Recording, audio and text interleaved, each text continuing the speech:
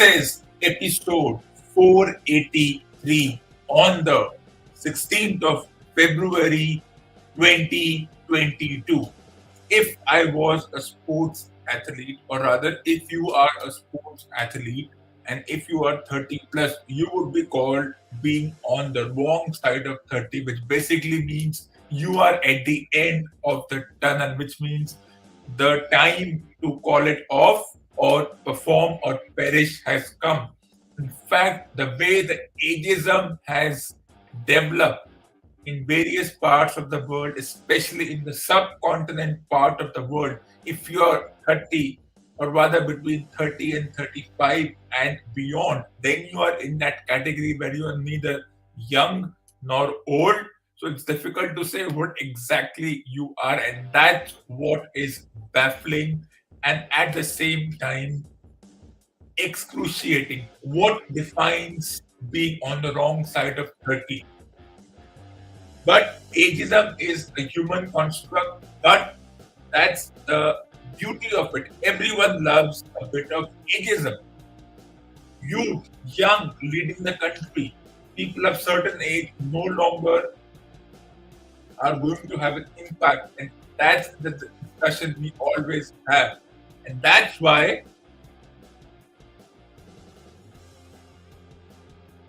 there is a health and fitness OCD. And thanks to the imaginary virus, this has increased. Suddenly, we are concerned about what we should eat, what we should not eat, how healthy should be, how much we should exercise. As if before that, we were doing nothing. And that's just the double standard that comes along with it. Who decides what is being healthy? Who decides what is a healthy person and who is an unhealthy person?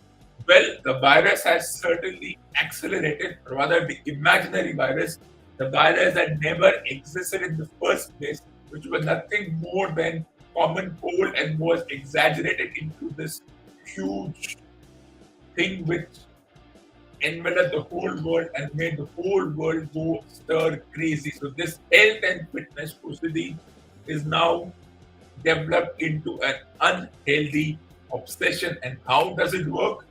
As I've told you numerous times, human beings are gullible and we always look up to someone. We always want a role model. Well, I am in that category who doesn't believe in having a role model. Unlike most people, I did not grow up watching anyone to learn what I should do when I take up a profession or what I should do when I want to do something. I'm not that kind of person, but 99% of individuals are gullible and they enjoy when someone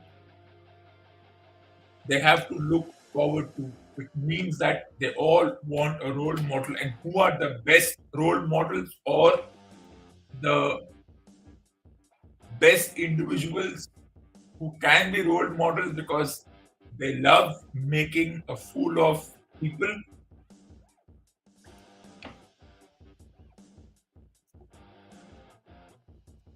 It's the publicity stunt. The publicity stunt is the best role model because celebrities, in fact, pseudo celebrities, use this platform to show concern for environment, eco-friendly and organic products, and they put out videos that they are doing exercises, that they're encouraging people to eat right, to stop using certain products which harm the environment.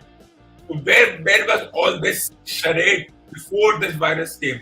Were they all sleeping? They had no concern. And suddenly, because everyone was in their home, it's in the world. But just to say that just these celebrities took advantage of a certain situation, and 95% of individuals were fooled because we think that whatever these pseudo celebrities do or whatever actions they take, we perceive that what they do is right or they what they are against as far as the health and fitness situation is concerned is not to be followed. And then this is something which has been happening for years. Lifestyle. You must have heard of this term lifestyle diseases. Let me tell you, there is no term such as lifestyle diseases. It's an oxymoron. What is lifestyle? Till now, there is no definition of lifestyle, but we all pretend to be nostalgic and blame everything on the sedentary lifestyle, which means sitting on our chairs, staring into that inanimate object called the computer or the mobile phone. It's fine for a while to stare as long as you are active, but blaming everything that before mobile phone games, everything was good, every people were happy. There is no proof of that. There is no evidence. There is no empirical proof. There is no evidence. There is no recorded evidence that before internet penetrated in the 70s, 80s, everything was fine. Let me tell you, no era is perfect. And 1940 was as much as troublesome as 2022. It has its own challenges. 2022 has its own challenges. The 90s were not some OG or wow. Look at the 90s. What a great era. It doesn't work like that. But then we blame everything on the lifestyle that is a sedentary lifestyle that is staring into the inanimate object called the computer or the mobile phone or any other such inanimate object and pretend as if the era's gone by, as if the generations gone by, as if our parents, grandparents lived in a more happy era. And right now, everybody is unhappy. Let me tell you, happiness or unhappiness is a state of mind. It has nothing to do with the era or the generation just because computers were at a premium, mobile phones were not part of a common usage device. It was a luxury a few years ago. That's not the fault of the people. It was how it is. Anything new that comes will always be a luxury. And once we start using it, abusing it, overusing it, it becomes an important part of it. I still think mobile phones are not that crucial. They are there, but it doesn't mean that we can't live without them. But then that's the way we think. We think that social media is an important part, yet at the same time, we are concerned that children are spending too much time on the computer or on the internet or they prefer digital friends over real life friends. Well, we didn't want children to meet other friends in the first place. And then we are having this double standards and then we are being hypocrites by saying that children are now not socializing. Well, it's hypocrisy, it's double standard. I'm not impressed by it. But the bigger double standard that comes across is what to eat, what not to eat in terms of the fast food junk mania. The question always is which is healthier? But what defines fast food? Well, it depends from region to region.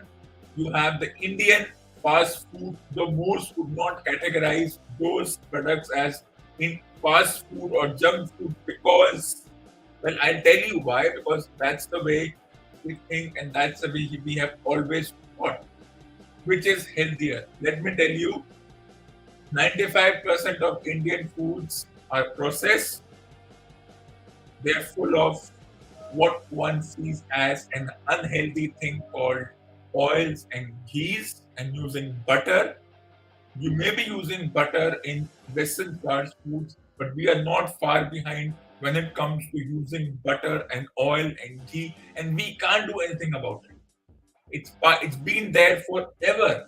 And I'll give you such examples because this debate over the fast junk food mania, it's not bad for health. It affects our digestive system. Let me just give you certain examples because this is a very interesting discussion. Now, uh, an individual said that Indian cuisine is an amalgamation of multiple ingredients, indigenous produce, crafts, and technique. We have given the world a lot to be inspired from. Maybe we have, but at the same time, we have given the world a lot of junk food. Though most hyper Indians would not categorize that as junk food. I'll tell you why, but this is very, very interesting. And what defines safe and hygienic food? Is it the preparation? Is it the ingredients? Is it the effort behind making it? Is it the person who has washed his or her hands? Do they wash the raw materials properly? Look, when you go to a restaurant, we don't worry about the health and the hygienic factor. Well, that's what we do at home. Why do we go to a restaurant? Because we want to have something different. And whether it's a street food or a restaurant, we don't see the preparation of the food. We don't go staring into the restaurant kitchen to see whether all the ingredients are properly washed. They're not, they are cut, they are the chefs and the cooks are using proper hygienic method. That's what certain departments are for. That's what they do. There's a blind trust when you go to a restaurant. It doesn't matter if whatever you want to have, whether it's the Indian, subcontinental, or Asian fast junk food versus the Western fast junk food. And this question doesn't go away. Now, as far as the Indian category of the fast food is concerned, so a lot of listeners would disagree. For me, foods like samosa, chole bhature, golgappa, chicken tikka masala, paneer tikka masala, any tikka masala, gulab jamun, barfi. You can add so much more to it. I would even categorize paratha as a bit of fast food.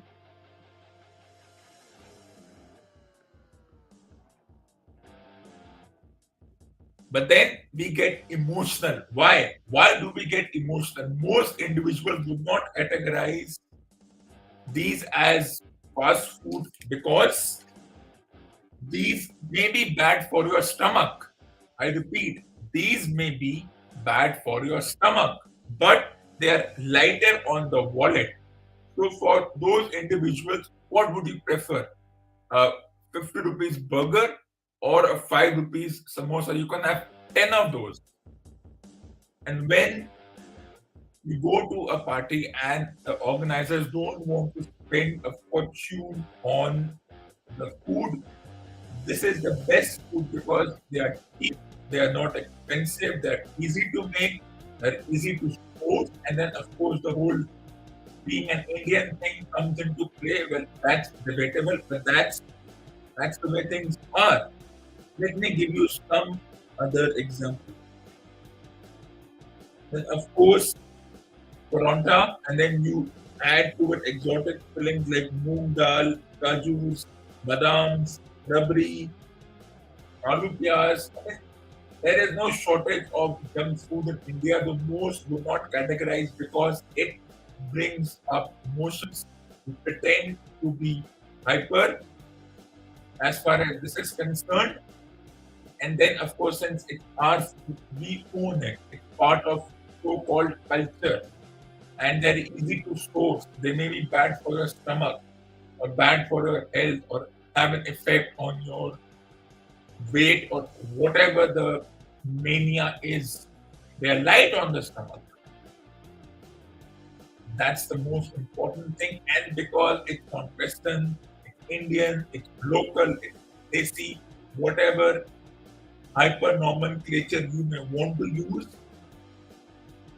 And then, of course, then we divide things into North Indian food and West Indian food and South Indian food and East Indian food. And then it's all about spices. Spices are an important part of this. Where do you source a samosa from? Do you see the samosa being prepared? I don't see the samosa being prepared as much as I don't see a burger being prepared. But there's a slight hesitancy where when we have to choose between samosa or burger or chole bhature or something similar in croissants or golgappa or with its equivalent, because this debate will never end. This debate will never end. You can even add a bit of Asian to it. Let me tell you, when we say Chinese, when we say Manchurian, they're not exactly Chinese. We have given the wrong nomenclature, but for years we've called certain levels of food as from certain regions Chinese or North Indian or South Indian or West Indian or East Indian or Middle Indian. I don't agree with this, but that's the way we think. That's the way we have been thinking for decades. And that's the way we will always think, because some things don't just go away. Of course, it's all about satiating your cravings with a variety of cuisines. As I said, which is healthier? Let me tell you, none of them is healthier. If you compare it to what we call the Western junk food, I think for everyone, these foods are bad for your health. But let me reiterate. Well, they are bad for your health. Why? Because they are bad on your wallet. They're heavy on your stomach, yes, and they're heavy on your wallet. And everything is 10 times the price of these cuisines. So, what would you prefer? There's a hesitancy and there's this guilty feeling. I'm having burger. Wouldn't I rather have samosa? Well, both of them are bad on your stomach. Let's come to agreement. But for frugal individuals, these are light on your wallet and these are heavy on your wallet. So, what would you prefer? Lassi versus cold beverage. Both of them have salt or sweet. We don't know how much salt is put when we drink lassi, especially from a restaurant. We don't know how they prepare it. Is it packaged? And ironically, we talk about packaged food, and we still these are all packaged food, and we still drink lassi, which is supposed to be this incredible Indian cold beverage. It's still processed. It still comes in packets. We sometimes prepare at home, but that's a rarity. So what can you do in this situation? Nothing. For me, whether I have a burger or a pasta or a croissant or Manchurian or whatever, or I go for these food, I know that they're all processed. They all have lots of sugar and salt, which is deemed to be bad for your health. So I think it depends. I think it's a state of mind whether I have paratha at home or I go outside, and because you have a lot of varieties and delightful cuisines and the whole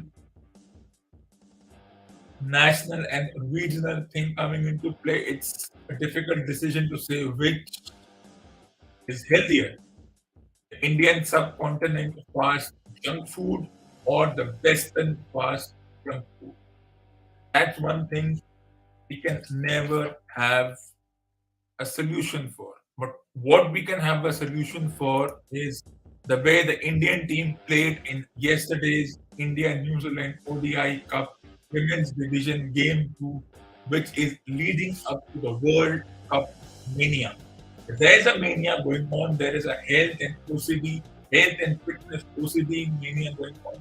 There's also a mania going on for other things, but there's this quiet mania going on for the Women's World Cup, which is due to start in 3 weeks' time. And then, as I said in my last episode, that in the women's division match, if you score 270, as good as scoring 350 and beyond. But just because the Indian team did not chase, it doesn't mean that other teams will not be able to chase that. New Zealand showed how to do the job, and I think India could have scored maybe 15-20 runs more had a certain player been more aggressive. and not had a strike rate of 80. So that player prefers to play in that manner. And if not for the keeper who made 60 of 64 of 64 balls, India would have even reached 270. But I still think poor fielding, conservative, and uninspired captaincy cost them the match. And of course, slow batting by the player and conservative nature by a few other players. 270 looks good, but the way the New Zealand team chased that total, they always looked in control and they were always able to maintain that run rate of 5.5. Never did they allow the run rate to go more than 6.5 and 7. And if that happened, of course, you can say that the Indian team missed a few opportunities as far as a run out is concerned. All right, we can talk about the run out situation, but run out is a matter of luck. If you hit, wow, what an effort. If it misses by a millimeter, oh, he would have taken his time to hit the stumps. He could have thrown it to the keeper or thrown it to the bowler. The keeper could have come to the stumps. If it hits, wow, what a throw, what an effort. And if it hits and the batter is in and it goes for an overthrow, why did he hit? Why did he hit the stumps when he knew that the batter would be in? So, as I said, the so-called pseudo commentators never say that okay, you miss, and then same thing for catches. Oh, he's dropped the catch. It was a sitter, it was a dolly, and it comes from individuals who have never taken a catch in their life. I mean, that's a double standard that is being followed. Very few commentators can say with authority that, okay, this catch was dropped, and I can say it because I have taken catches like this in my career, so I can say that, okay, the fielder made an error, he should have done this, but that's 0.1%. The other 99.9% commentators are either players who played, who retired 30, 40 years ago. So fielding was not even a consideration then. There was no run out concept, and run out was there were no replays. So even if you were out, there was no way the fielder would have appealed. So they didn't know anything about that. So that's a very small percentage of players who can actually say with pride that okay, I was there, I have done it, I did it a few years ago.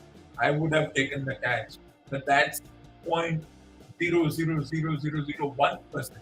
99.9% don't even know what is to take a catch. And then they will never admit that, okay, I dropped the catch, I sympathize with the player, but they will all, oh, it's an easy catch, it should have been taken at this level. What is at this level? Well, at this level, the commentators should speak more maliciously, but we allow them to speak all kinds of nonsense spewing from their mouth. But they expect players to be perfect when they themselves were imperfect. They made errors. They still make errors when they are being in that profession. That's one thing I do not understand and I will never understand. But what I understand is that the preparation for the so-called 20 over World Cup begins from tonight. Though it was in the Indian New Zealand series, but that was not to be taken seriously. And of course,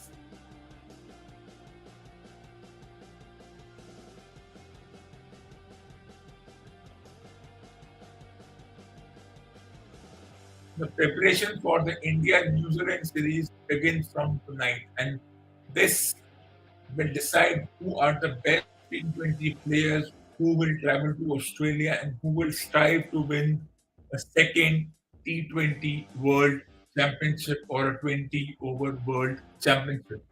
And then, unlike the 50 over series, the speculation is that West Indies are a more formidable team in the 20 over version. They cannot be taken lightly. They will attack, attack, attack. So the Indian bowlers and the captain has to be more judicious in making decisions.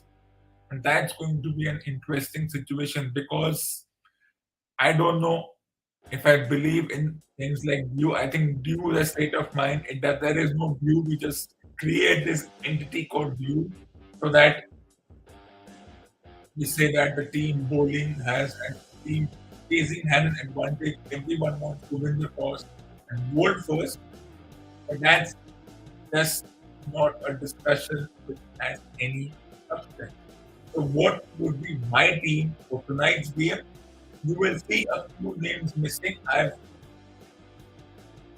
omitted them because they're always there. So if they're not present in a few matches, it's not the end of the world. But this is my team for tonight's game. So I'm sure this will not be the team management goes for, or the pseudo media one, or the pseudo expert one. We don't know what pseudo experts want, so let's leave pseudo experts out of this. But this is my team. Look at the stacked lineup. Venkatesh Iyer, all-rounder. Rituraj Gaikwad, a future player. Surya Kumar Yadav can play till 36, 37. Can do what a Michael Hussey did for Australia. Shreyas Iyer, another good guy at 4 and 5. Captaincy is a possibility. Rishabh Pant, decent keeper.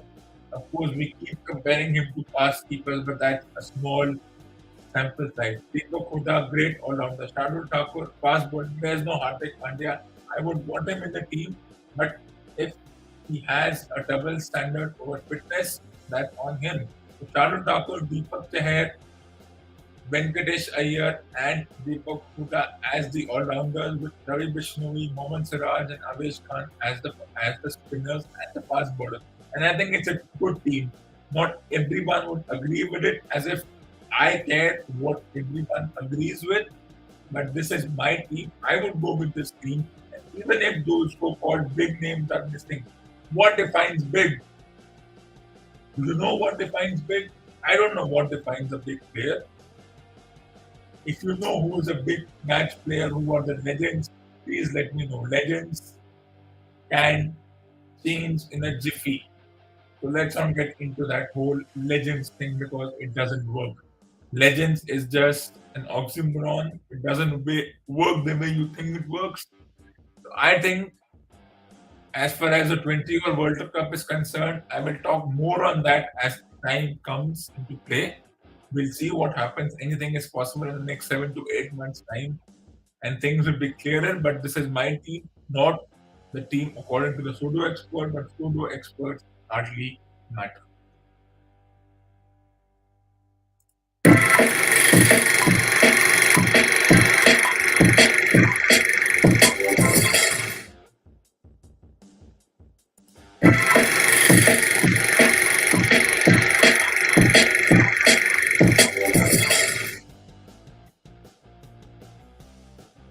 So this ends